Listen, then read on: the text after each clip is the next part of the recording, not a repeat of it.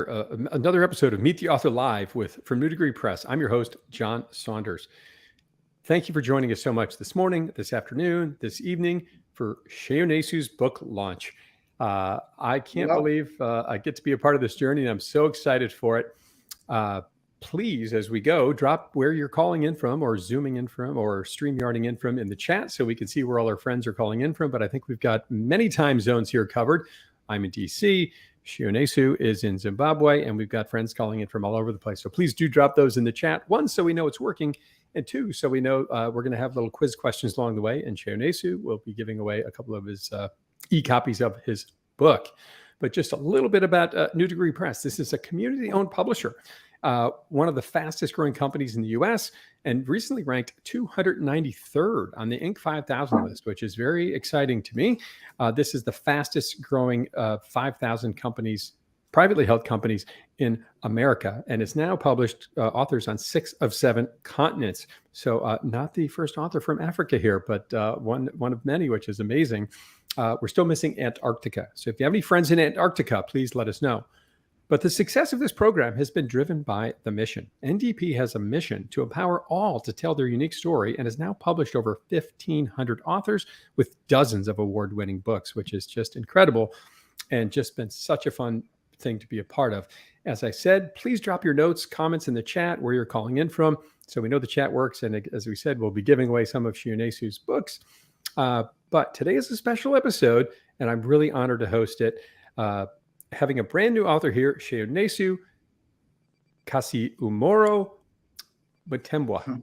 I got it pretty close. Yeah, you did it well. You did it well. Thank you. Thank you. He published his book just a few weeks ago, The Art of Decisiveness, The Art of Decisive Leadership. So this is an opportunity to meet the authors, get to know a little bit about them, the person behind the book.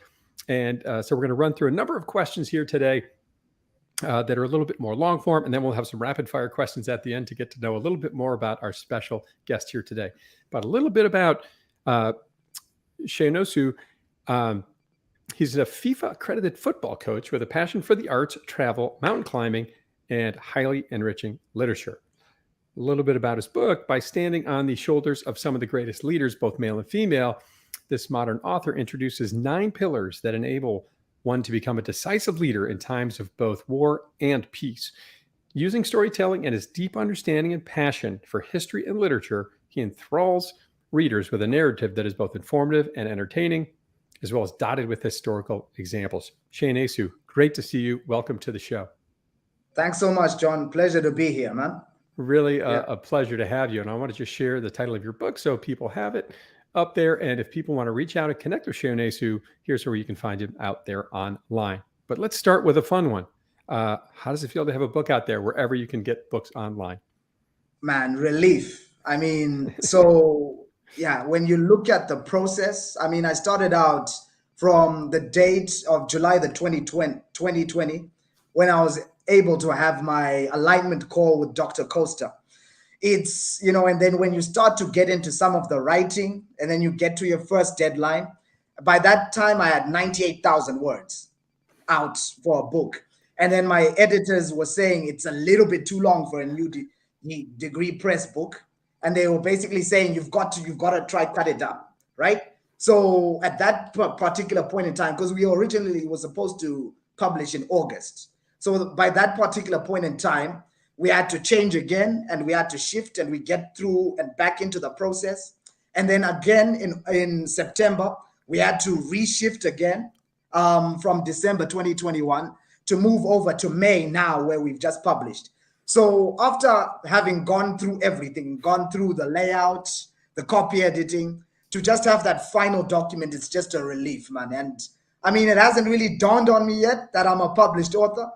But I mean, I'm just relieved to finally be here with you talking about this book with all of the people. One of, I'll say, many non-linear journeys that I hear about hosting the podcast for New Degree Press, certainly one of the more non-linear, and it's fascinating, right? Sometimes people have a hard time getting to 40 or 50,000 words, which is kind of an average nonfiction book. You had the opposite problem, right? You had lots of words and had to sort of bring it backwards. What do you think you learned most about the project and yourself as you went through this journey? Well, about well, I think it's when it comes to writing, I think the most important thing that I learned is clear and concise, right? So even if you want to make a book that's really descriptive and engrossing, I mean, very few people can do that George R. R. Martin thing where it's almost like a Bible, you know? And given what the readership is nowadays and how people want something they digest in multiple forms, maybe audio book, for them to be able to pick up the book, it needs to be clear and concise, right? So I had to do a lot of work in terms of just trying to make it a little bit more condensed. But yeah, but that's what I learned, how to channel a message clearly. I mean, and get your words out without having to use maximum words or whatever have you. It was really, yeah, it was quite a process, man. It's hard to do. It really is. Yeah. And then, of course, writing the book. To what degree did the editors and coaches help you do that? Yeah, no, the editors were very, very good. I mean, especially Rebecca Bruckenstein. I think I mean, their feedback was always very, very helpful. Even though I had the vision and I had an understanding of where I wanted to take it, they also came in with certain inputs that made it a lot better. For example, September, just a day before my birthday, where I think I'm going to be publishing in December, she comes in and she says, we've got to relax, clear this up, and put this back into one clear book. And I mean, at that time, obviously, I was dismayed, right? I was very, very, yeah, now, like angry, literally. But then in hindsight, when you're now reading the finished manuscript and you see the product that you've produced and how you're going to be able to use that in many different avenues as an influence for a lot of different work for yourself. I mean, it's really great. And that was, I think, the most important aspect, right? With the editing, not so much in terms of just additional in terms of maybe ideas, but just clearing up the message. And that was, for me, that's the difference, I guess, between someone who writes without a by themselves, or somebody who's in a program like New Degree Press that empowers the author a little bit more. I mean, what a great way to frame it. It's hard, right? We've all sort of have Yeah. a natural way to write. We've been taught in different educations throughout our lives, but to get it concise. And I think that's a bigger theme for the world we live in right now, in this sort of chaotic time we live in with the pandemic and all these changes with working at home, right? Communication and being concise is becoming so important. Uh, Absolutely.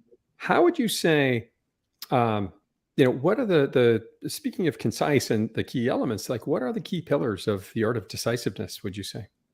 So, The Art of Decisiveness is a book that is centered around 9 truths that have been fundamental over the last 400 years in creating decisive outcomes in both times of war and peace for individuals in any professional space you could care to name.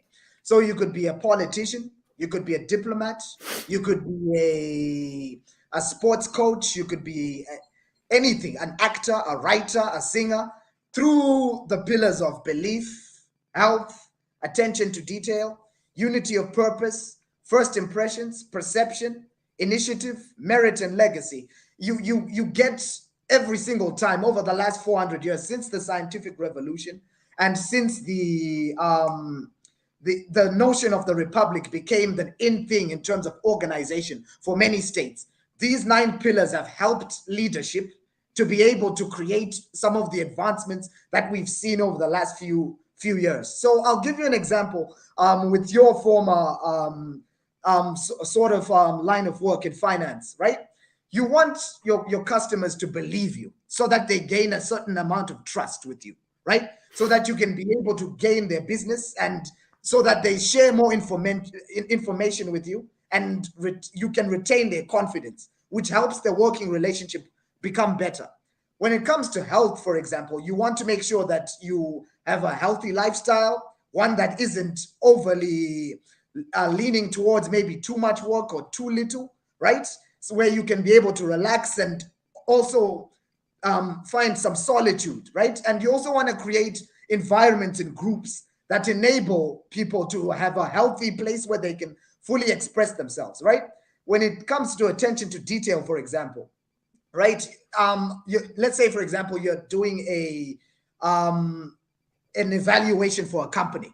You want to make sure that you understand where that company comes from and what they're doing in terms of business, so that you can get the best possible evaluation for them and your client, and they can make the most money, maybe at IPO or at a purchase. When it comes to unity of purpose, you just want to make sure that you are able to bring together the diverse groups within your environment or community, so that you can get the best out of them in terms of ideas, right? Or right, and then with yeah. So all of these different pillars: first impressions, just making sure that you speak well, eloquently, you're charming, you dress well, you present yourself well. The perception aspect of it, which focuses more on advertising and image and your oratory, so that you can be able to decisively convey and convince the people of your message. Merit, just rewarding people, like a simple stock option to give to your CEO, right? Like something that's a consistent part of the fabric of any successful company, or incentives for your company, for the people within your institution, or just initiative where you go in and you take opportunities in external environments, and legacy, right? Which is something that inspires people and creates continuity. So all of these things are vital just to be able to create decisive outcomes in any professional space. Just yeah. So many moving, right? So many key elements to really make the decisive leadership come to life. What's a story you'd like listeners to share that helps bring some of these points together, from an interview you did or one of your own? Yeah, well, when it comes to a story that we were looking at, so it was mostly a lot of historical aspects, right? And one story, for example, that comes to mind a lot, right, is one of a leader that I personally feel that a lot of people resonate with, and that's, for example, Tom Brady, right? So this is somebody who walks in to an NFL roster. Not a lot of people believe in him, right? He's the fourth option, but he pays attention to detail and he works very hard, right? When he gets his opportunity, he seizes the initiative and he takes that chance. And now look at him. He's one of the best quarterbacks. But through all of that, because he had a great self-belief in himself, took care of his body, paid attention to detail to the game and what was going on in and around it, just trying to watch film, game film, and everything else, right? All of these different things, all of these different stories, coalescing with different people from diverse backgrounds, all of this helped him to become the athlete that he is now, where he stands head and shoulders amongst some of the best quarterbacks in the world, in spite of the fact that he might not have had the athletic ability that other people might have accredited him with. So that story, I think, was the one that really resonated with me a lot, right? And another one was a story similar to what we're witnessing right now in Europe, in Eastern Europe, where Napoleon Bonaparte comes in and he's having a lot of different issues uniting the European courts behind his leadership, and he tries to use force. I mean, almost akin to what's happening now in the world, where you have a lot of forceful leadership and everything. But just to try and build a solid unity of purpose, it requires more than that, an empathy, understanding of the different people that you lead. So those two stories, I think, were the ones that stood out with me when I was doing my history. And it showed how history rhymes a lot, right? Where things happen again and again with slight little variations, and how we can consistently learn from that. But yeah, those are the two stories I think that will definitely resonate with with the audience and myself. I love the span of history there, going from Napoleon to Tom Brady over time. And by the way, a couple of folks must have their privacy settings on. It happens. But Washington, D.C., right here with you, my friend. I'm in Bethesda, Maryland. And we've got another friend calling in from Milan, Italy today. So fun, all the time zones we're covering here. Please continue to drop your comments and thoughts in the chat, and any questions you have for Sheunesu. Very excited to have him here today and get him to get a chance to hear more about his story. When you think about this book, Sheunesu, and what are some of the ideas for careers that people could take away from this story, and what they're learning, and lessons they could take, right, from interests, hobbies, training, travel? What's the main takeaway from the book, would you say? Yeah, I think the main takeaway from it is, I mean, the similarities that we now have, like especially when you're looking at the history that we share, right? So a lot of people think that I can only learn maybe from a select group of individuals within maybe my society. I mean, and even still, people might say, oh no, maybe in universities we have a lot of different people, it's diverse. But no, I mean, people still do keep to themselves, right? There's still cliques, and there's still, it happens. We see it at a macro level, and we see it at a micro level. But what I've seen with this book, right, and with especially considering the system that we're in, the republic and the organizational principle, we can learn a lot in terms of just how to recalibrate ourselves, how to reorganize ourselves in times of strife. And it can help anybody or any individual to be able to come up with solutions that can further push their people in any given society, or in any given situation. So it's more about the similarities that you can learn from history, and not trying to just stick to maybe focusing on, maybe if you for example grew up in Africa, an African leaning, and only looking at African examples. There's a lot of inspiration that you can gain from a lot of different places, whether it's in Europe, whether it's in Asia, whether it's in the Middle East. And that, I think, is one of the most important things, especially when you look at high level coaches and football coaches. They usually have an example of using and utilizing these traits more than anybody else. For example, Phil Jackson, who uses Eastern philosophical principles to be able to get the best out of his players, the meditation and everything else. It's not an American thing, right? It's something that he gets from the East, and he brings it in. So I think for everybody and every individual, I think the most important aspect is opening up that mind and looking for avenues to learn from a lot of different people. That's how you're able to elevate yourself to a level that is, near some of these decisive leaders that I profile in my book. Yeah. I love this concept of taking a step back, being maybe there's a bit of a message around being humble in here, and accepting the fact that there's learning all around us, and we can learn Yeah. from everybody. And if we approach the world that way, probably going to work out better for us. You've studied, your education journey is an interesting one. You've studied in a few different countries. Is that right? Yes, absolutely. What countries all have you had formal education in? So I started off in Zimbabwe, my home country. Went into a lot of different very good private schools. One of the best, I think, in the region. I think throughout Africa. St. George's College. And then after that, I had the privilege of going to Malaysia, where I was studying in an Oxford Brookes program, law. And that's where I think I had that wanting to meet a lot of different people, because most of my friends in my friend group were Malay, Hindu, Muslim, and I learned a lot about the different kinds of diverse cultures out there.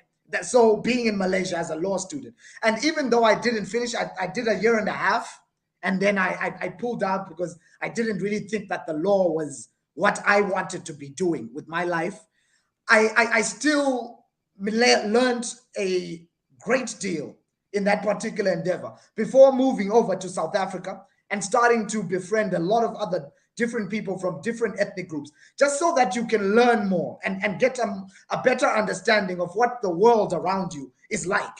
And that, I think, was what molded me a lot, and molded the work that I started to do with the Art of Decisiveness, as well as other travels here and there, where you would go to the UK, having access to classical architecture and some of the other stuff, and a lot of different inspirations, as well as good lecturers and parents who pushed me in the right direction. But I think it was a really enlightening process over the last 7 to 8 years, and that I think was very, very vital in terms of where I am now.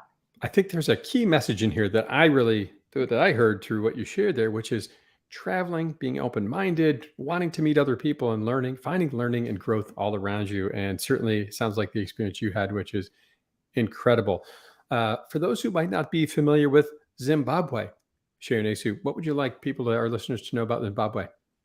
Yeah, Zimbabwe, land of a lot of warriors. So it's a country that's been through a lot over the last maybe 20 to 30 years socioeconomically. But it's a country that produces time and again a lot of different quality people that are splattered all across the world. I mean, like most African countries, it's a country that has a lot of different scenic landscapes, natural. Victoria Falls, the Eastern Highlands, Nyanga. So for those that really like nature and something that's outdoorsy. And it not only that, but its history and the diverse history going back over thousands of years. So like when you look at Zimbabweans and, for example, the Roji dynasties and the Monomotapa estate, these are individuals who used to trade with the Persians. These are people that used to trade with a lot of different ethnic groups coming in from the eastern Zanzibar into the interior of Southern Africa, at Great Zimbabwe and the Gold Coast. So it's a community that is steeped in history, both ancient and even in the present. And I really do feel that in terms of academics, a lot of many Zimbabweans end up assimilating at a very high level wherever they go. So yeah, it's a very interesting place in terms of both natural and man-made. I'm pretty sure everybody who would come here would enjoy it. Yeah. I appreciate you sharing that. And it's just not too far north of South Africa, right? In this kind of Yeah. southeast corner of Africa, or almost all the way down there. I love that your own journey is a bit of a reflection of the history of Zimbabwe, is kind of what I'm hearing. Is that a fair statement? Yeah, like kind of now when I'm thinking of it as well, kind of Open-minded, thinking globally, interacting with others. Yeah, This sort of history of global trade. That is fascinating. I wasn't aware of that. absolutely. Let's jump into Yeah, a couple. You had some fun quiz questions you put in here. Folks want to win one of Sheunesu's books. I love this first question here you put in here. Zimbabwean swimmer Kirsty Coventry is the most successful African Olympiad of all time. How many gold medals has she won? A, 7, B, 4, C, 12. If somebody wants to take a stab at that in the chat, Sheunesu has a free book for you here to send out. yeah. Have you ever, have you met Kirsty by chance? Yeah, she came to our school a couple of times. Nice. Yeah, just to give talks and stuff. And yeah, she basically attended our sister school. But yeah, she was slightly older than us. So when she was in high school, I was basically a toddler, right? I was maybe maybe 5, 10 years old. So it was one of those things where you see her and but then I was very young. Yeah.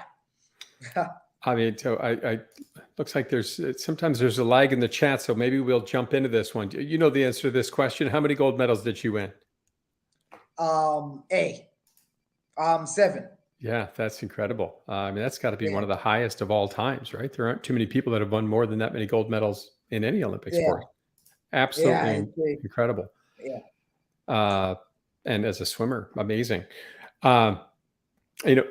Let's throw this next one up here as well. This is, I think, an interesting question. Today, the modern day made government is that of the republic, but in the old order, which made the government, which type of government was greatly prevalent throughout many states?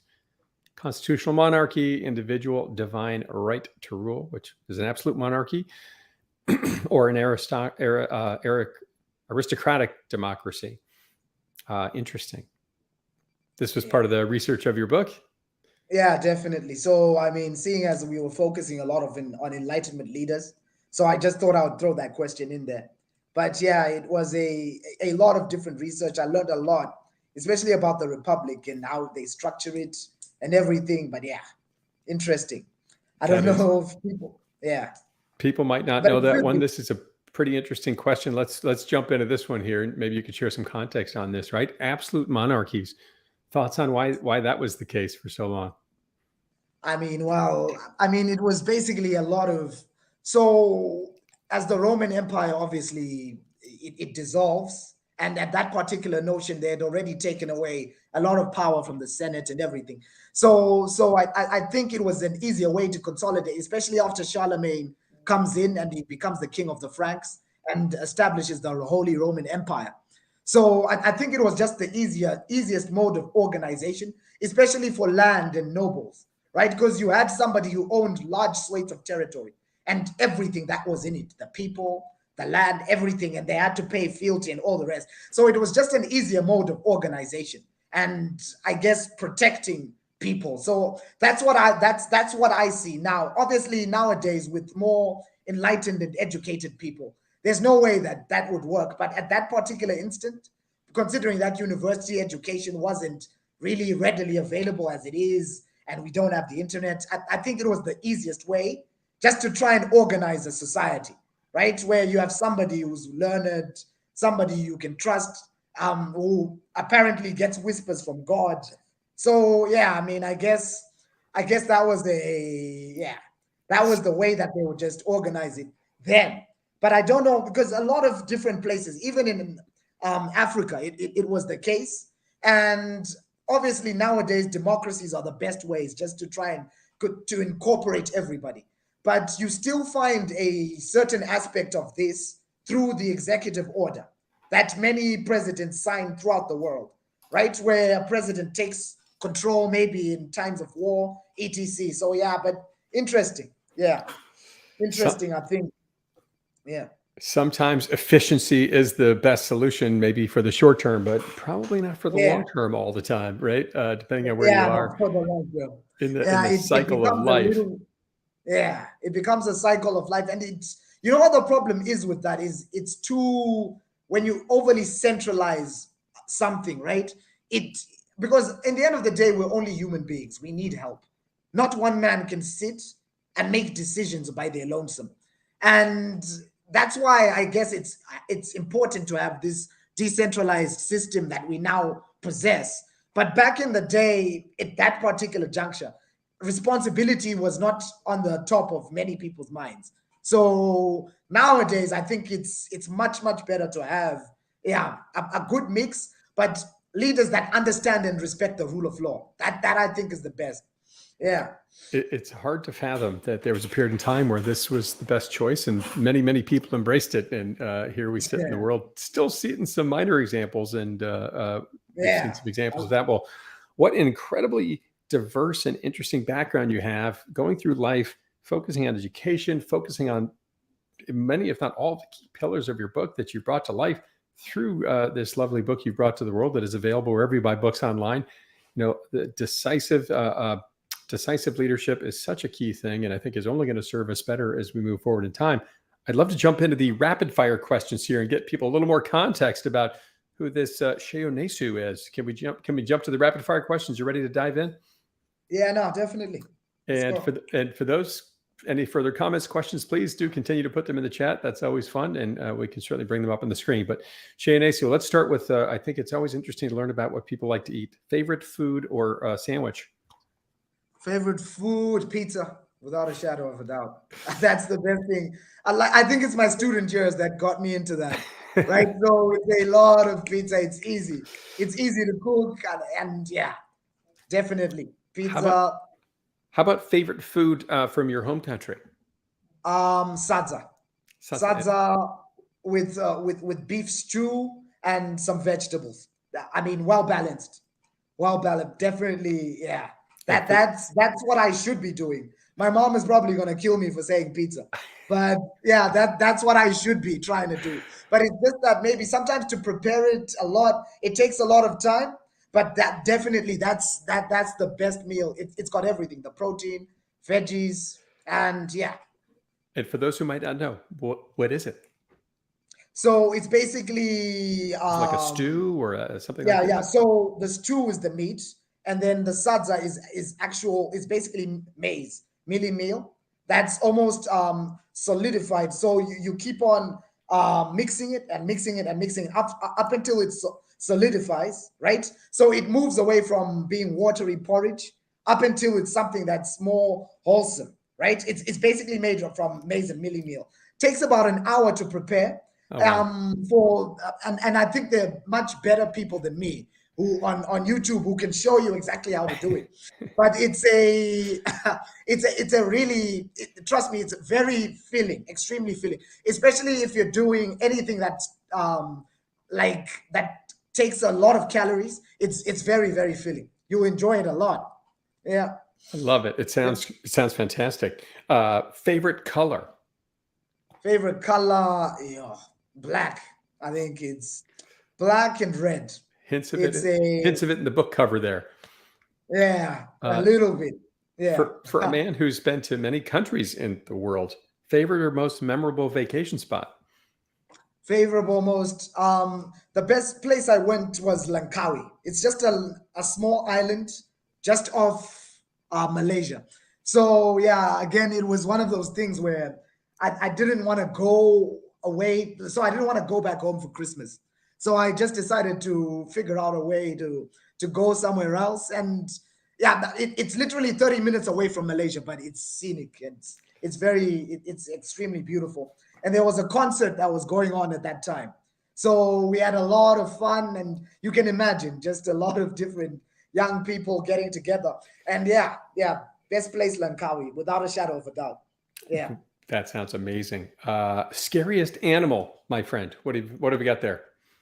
Scariest animal, scariest animal, hyenas.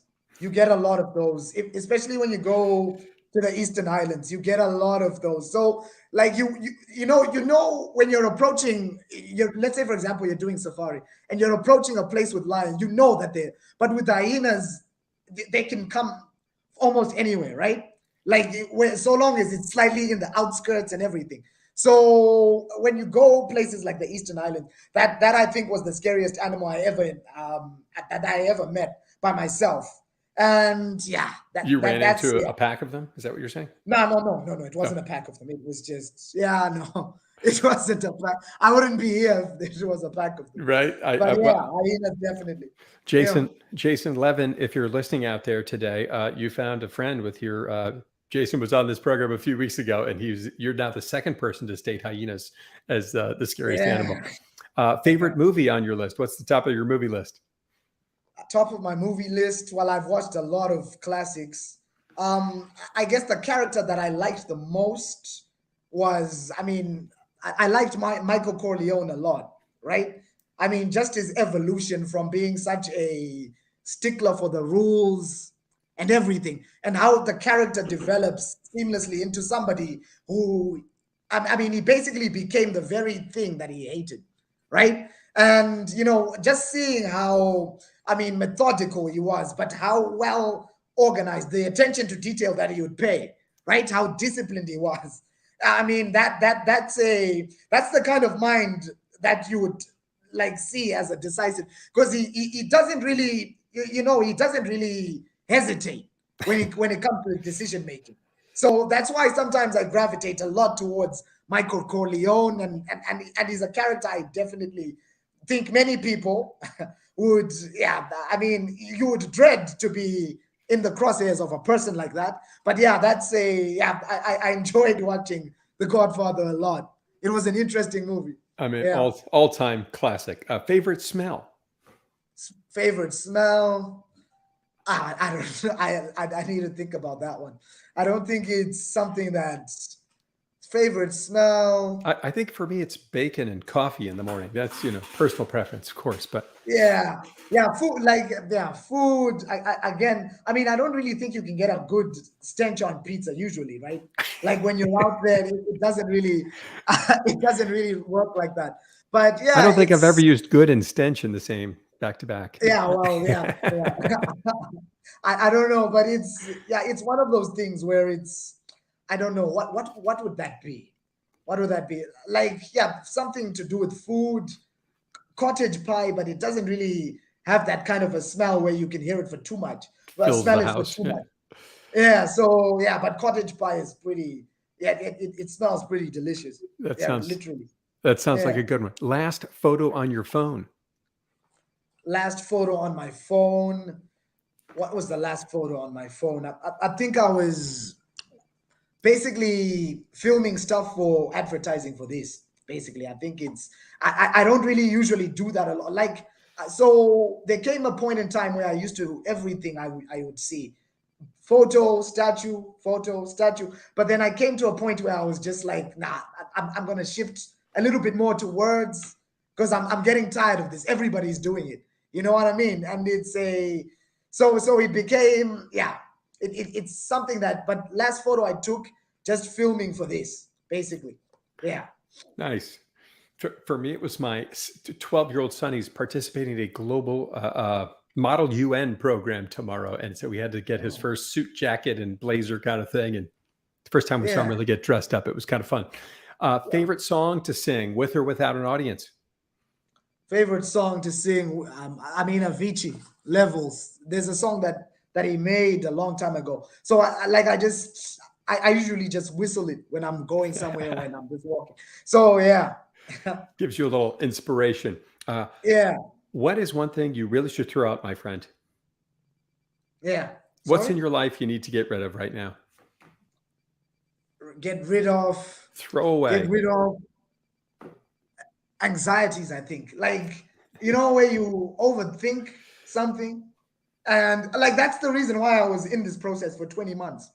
Because you're sitting there and you're going and you're getting ideas and you're trying to get them. And then you jumble yourself. So sometimes just being sure of yourself and just executing and just going with the flow. I think that's that is, shout out to the community and the coaching and the process editors to get you through this process. For most people, it's 10 to 15 months, just for those wondering out there. And it's hard going through a process of creation. I was actually interviewed on a show recently, and they asked me, what was the hardest thing about writing the book?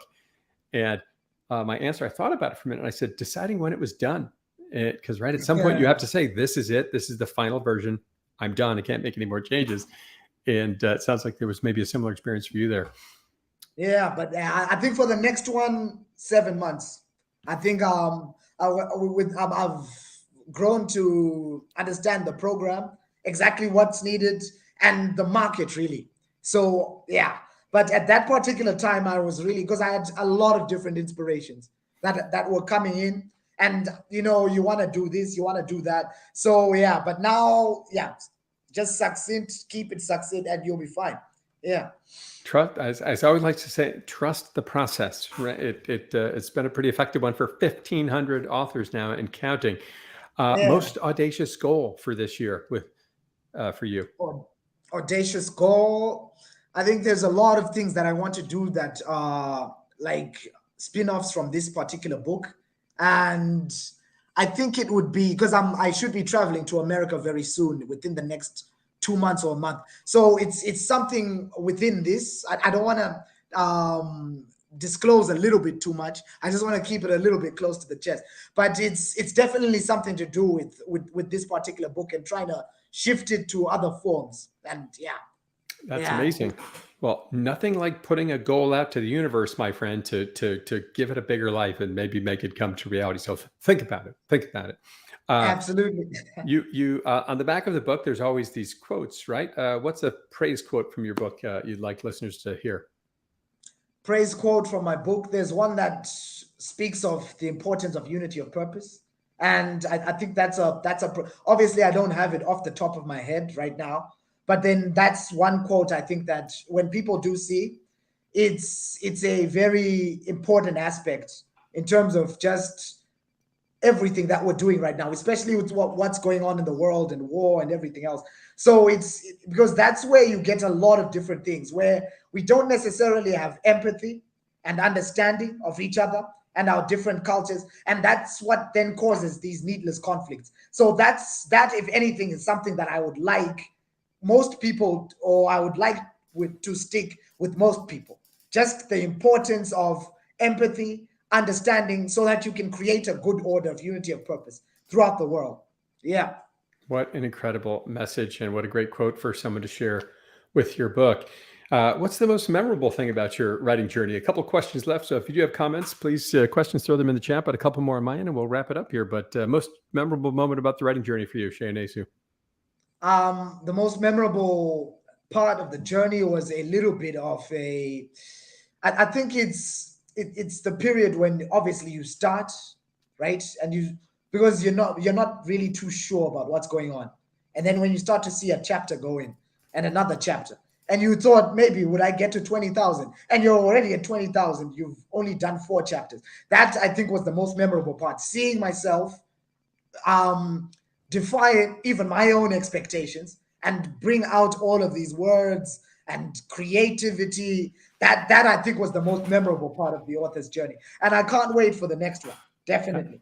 That is so cool. What would you say is the best part about being an author thus far? Best part of being an author, I mean, obviously the attention that you're getting from different people, being on different speaking podcasts and everything else, and just having something out there that you know is going to be a legacy for maybe up until Jesus comes back. I mean, there's absolutely so it's one of those things where it's very nice to know that you've already started to formulate a legacy that's slightly separate from your parents, and you're starting to grow into your own. And that I think is that's the best part of being an author. Yeah. That is awesome. What a great way to frame and think about that. What would you say? You said a little bit about this, but what might you leave people thinking about writing a book? What would you tell them? The best and most important thing is you need a lot of helpers, right? If you don't have a support system, I don't think it's the way to go, in my opinion, in terms of writing a book, right? First of all, make sure that you create a community of individuals that are both competent and also willing to help you, so that you can get more ideas, you can get more help, you can get more aid, and never go out into a circumstance where you say, I'm going to go out there and write this on your own. And you need to have a solid team around you. And that I think is the most important aspect of writing books or anything really. Yeah. Back to these themes of unity, collaboration, getting ideas, learning all around you. I love that. These themes seem to permeate your life, my friend. I love that. Yeah. Last question here for you, Sheunesu. Describe your writing journey in 5 words. It doesn't have to be a sentence, but 5 words to describe your writing journey. Yeah, it was very long. It was very long. I think that was it. It was very long. That's only 4 words. But worth it. But worth it. Yeah. It was very long, but worth it. That's it. Yeah.